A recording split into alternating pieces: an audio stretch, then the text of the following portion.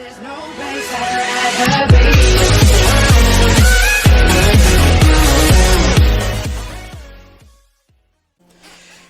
guys, welcome back to another video. Welcome back to Talking Blues. We hope you're doing well today. Bear with us, it's boiling in my room and it's boiling outside. I am sweating like a pig. And, I hope you've all been enjoying the weather today. It has been sweltering everywhere in the country today.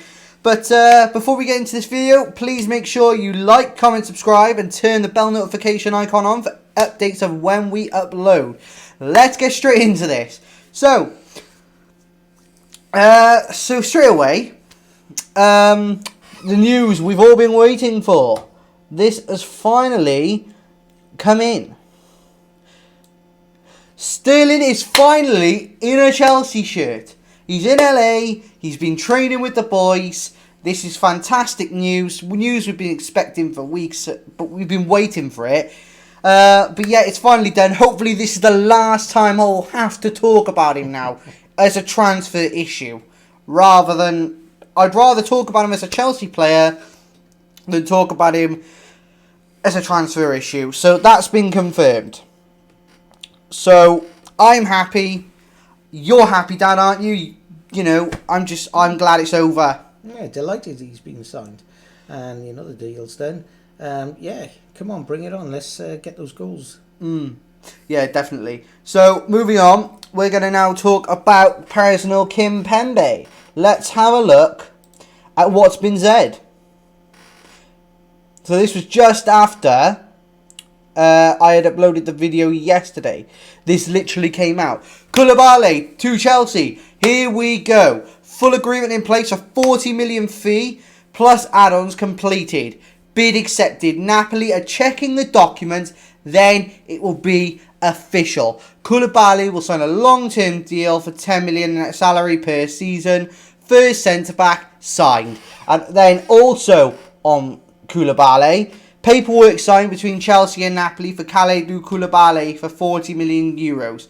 All completed now. He will sign in the morning, then will fly to Los Angeles. Koulibaly will be unveiled as the second Chelsea signing very soon. Here we go, confirmed.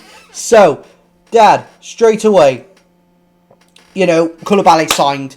I'm happy. I'm so happy. I've been waiting for that for the last day or so, and I wasn't even expecting this to go in for Koulibaly, to be honest. I was expecting this to go in for De Ligt. I mean, you were talking about it to me last time. You were telling me exactly how you felt. You were so happy. Yeah, I am. And, fingers crossed on everything else. We got our second signing. And, like I say, we got to form a team, a strong team, and go out there on a positive note and hit the ground running. Yeah, definitely. To be honest, Dad, the question I have is, I really don't know what we're going to do this season. Are we going to go to a back four, or are we going to go to a back three? Like, to me, if it was me, I'd stay with the back three. But if Tuchel wants to go to a back four, I don't blame him, because he wants to get more attacking players into the team. You were telling me last night as well, you preferred the back three. Yeah, I do prefer the back three to the back four. But, you never know what Tuchel got up his sleeve, and, he's the magician. And... Yeah, exactly. He's a very good, very, very, very good manager. So hats off to Tuchel.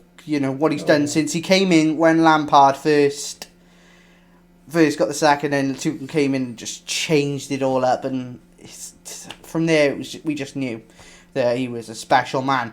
But then now let's move on to the next thing. This has shocked me a little bit.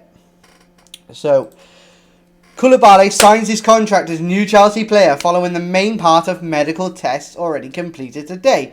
Official statement pending, then it will be completed. Second signing after Sterling. So again, we're just happy to have Sterling and Koulibaly in the team. But yet, I can't wait. I can't wait to see them play. And I think Koulibaly, as I've said before, is one of the best defenders in the world. Exactly. Yeah. Yeah. He's exciting times are coming.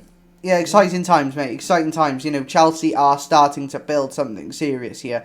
Tuchel obviously wants these players. He's obviously said to Bowley, look, this is what I want and this is what I need to build the team. Yeah. And Bowley is obviously backing him. And my one complaint was before, when Roman Abramovich and Marina Granovskaya were in position of power, they were a bit slow. And they were only targeting players that they wanted. They would get some players that the manager wanted, but it would never be just what the manager wanted. It would be about statement signings and, how much can we make off this and what can we do for this, and that really annoyed me. But I'm just glad now we have an owner who's getting the signings that Tuchel wants. So yeah, moving on now, we had some more news, and this one made me very happy. It's only talks, mind, but let's just have a look. Chelsea are working to sign both Nathan Ake and Presnel Kimpembe after Kalidou Koulibaly negotiations in progress for both with Man City and Paris Saint-Germain. Koulibaly will sign soon. Kimpembe and Ake are Tuchel priorities as the linked to Bayern. He's close to joining Bayern. So, if we sign those two players, I'd be very happy. Personally, I think we needed a whole restructure of the defence. We lost Rudiger. We lost Andreas Christensen. We still got Aspi. We still got Thiago Silva. We've got all Levi Colwil. We'll talk a bit more about him in a minute. But if we sign Kimpembe and Ake, I believe that's the defensive problem sorted. Exactly. Because you said to me last night, Dad, Ake was a fantastic player, and you really enjoyed watching him when he was in the academy. Yeah. I just think right now he's exactly what we need for cover for if we have a back three of Presnel Kimpembe, Kalidou Koulibaly and Thiago Silva, then I really think that could be us to challenge for the league, because they're world-class defenders and we have a world-class manager who knows how to get the best out of players who have struggled in the past. I've noticed Kimpembe struggles at Paris Saint-Germain. And this is where we can't cut short, is, in the back. The defence. Yeah, defence is the most important thing for us at the moment. Yes, the striker issue is a problem. We don't get enough goals up top. Hopefully, that's why we've brought in Sterling to try and get us more goals. But sorting the defensive structure is important because that gives us a base to work off. Let's move on now. This one really annoyed me. This one really, really annoyed me. And I've got a couple of gears to grind with Chelsea if this happens.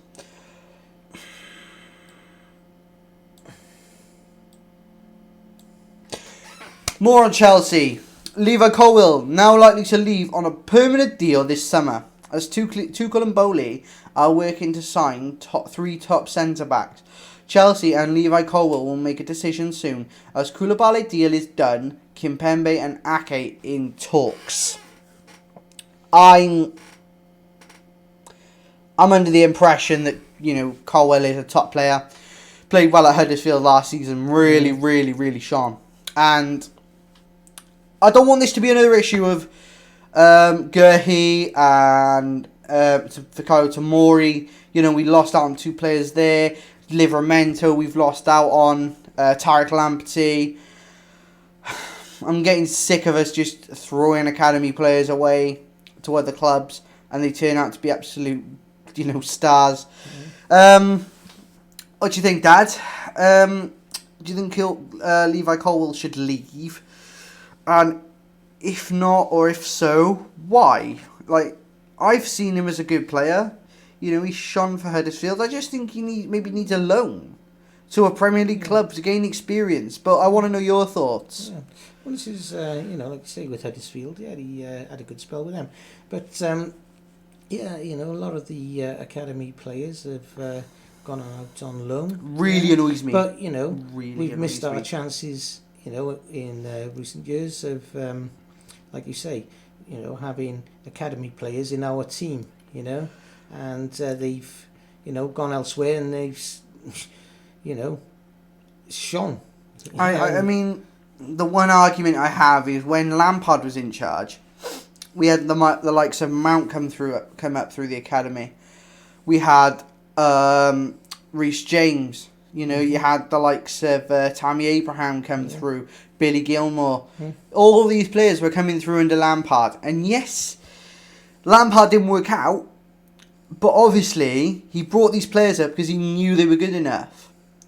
Now, I think Colwil is good enough, personally. I do think he's good enough to be given an opportunity on a loan deal in the Premier League to come back to us and then see where we go from there. And the other player I don't want us to get rid of either is Brozier, because I think he could turn into an absolute machine.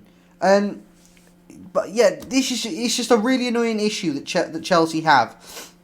I'm hoping that this doesn't come to a point where Colwil does leave, because I don't want him to go. I think he's a fantastic player for the future. But if Tuchel's got other plans, fine. Let's see what Tuchel can do. And if Tuchel says he doesn't want Colwil and he brings in 3 centre-backs as like Koulibaly, Kimpembe and Ake, and it doesn't work out and they fall flat on his face, then he's for the high jump. You know, and the fans will have sold him, will have, you know, been all over it on Twitter, Instagram, all about this, you know, at the club. These top players. I think, last season when they sent Billy Gilmore to Norwich.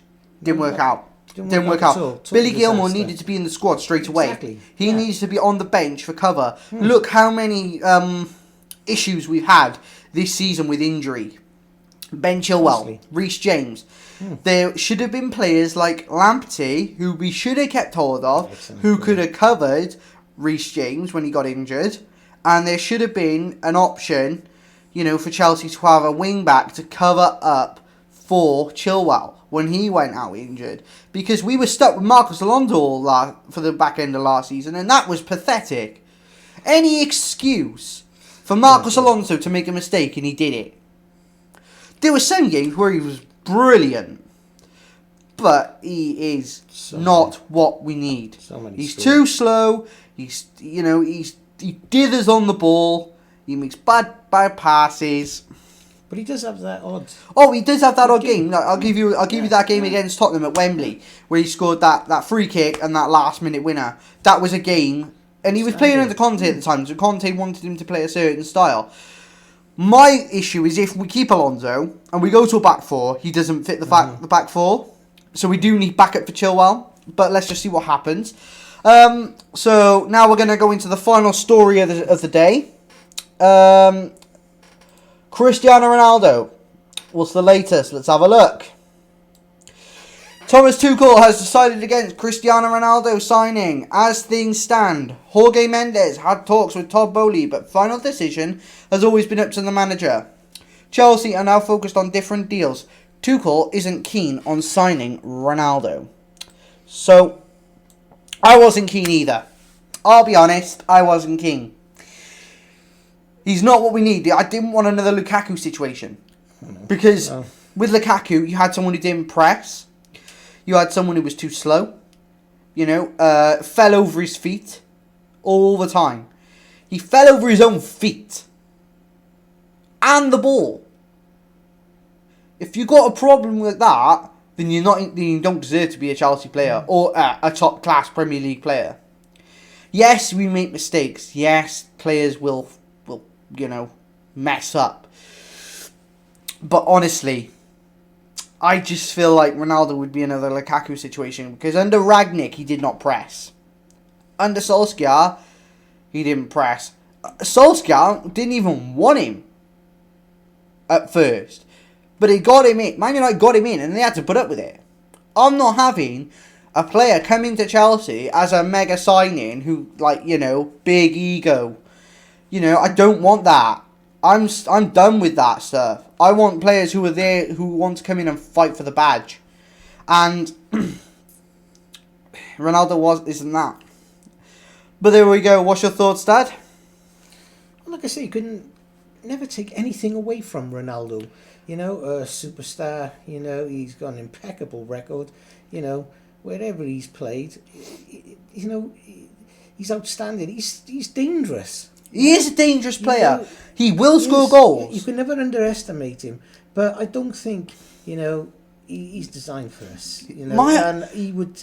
He would take up the limelight. Yeah, with all his limelight, his glamour, and everything else. I think no, it's not going to work. As far as I'm concerned, we just need a decent striker who's going to put 20 to 25 goals in the net a season.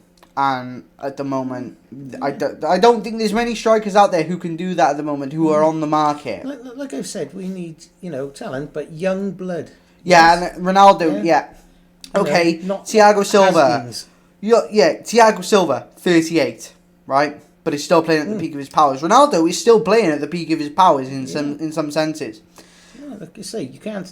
I can't take nothing away from the guy. He's been a phenomenal player his whole career. But I'm not taking the risk with Chelsea to sign Ronaldo, for him to not do what Tuchel wants him to do, for him to not perform at his best, and for us to not perform at our best because he's having a hard time and then he's moaning about something. Because he seems like he takes up all the limelight and he has a big ego. Yeah. And that, for me, that's not what we want at Chelsea anymore. Well, the striker we always wanted, Man City has got him. I wanted Haaland. I wanted Haaland. But that never happened. That never materialised. And that's a shame. But I am hoping that Tuchel will put some trust in Brozier this season. Yes. I want to see Brozier start a few games. Unless he goes out on loan.